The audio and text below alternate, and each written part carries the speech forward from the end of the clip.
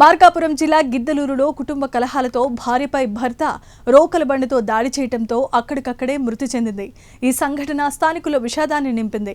Giddalur ABN పాలెంలో Gangaraju Premakumari దంపతులు నివాసం ఉండేవారు. గంగరాజు భార్యపై ఉన్న అనుమానంతో తరచూ గొడవలు పడుతూ ఉండేవాడు. ఈ క్రమంలోనే ఈ రోజు వీరిద్దరి మధ్య వివాదం జరగడంతో ఇంట్లో ఉన్న రోకల బండితో భార్యపై దాడి చేశాడు. తీవ్రంగా గాయపడిన ప్రేమకుమారి ఘటనా స్థలంలోని మృతి చెందింది. నిందితుడు గంగరాజును పోలీసులు అదుపులోనికి తీసుకుని కేసు నమోదు చేసి దర్యాప్తు చేస్తున్నారు.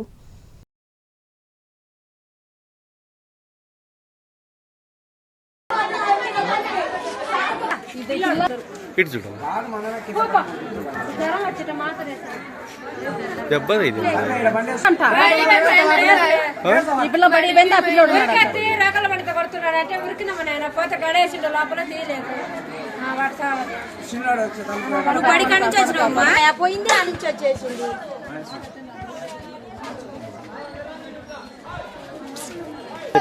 వాళ్ళు ఏమరుస్తున్నారో మనకు తెలుసు. పిల్లోడు వచ్చి జయ మా నాయన రోకల బండతో కొడుతుండే జయ అంటే నేను మా ఆయన అందరు ముందు గడేసిండు లోపల గడేసి పట్ట అరుకుతున్నాడని భయపడి నేను అక్కడ చెప్పి కోలకలేకపోయినా అనేది ఫస్ట్ టైం సార్. అసలు పాలెంలో ఇటు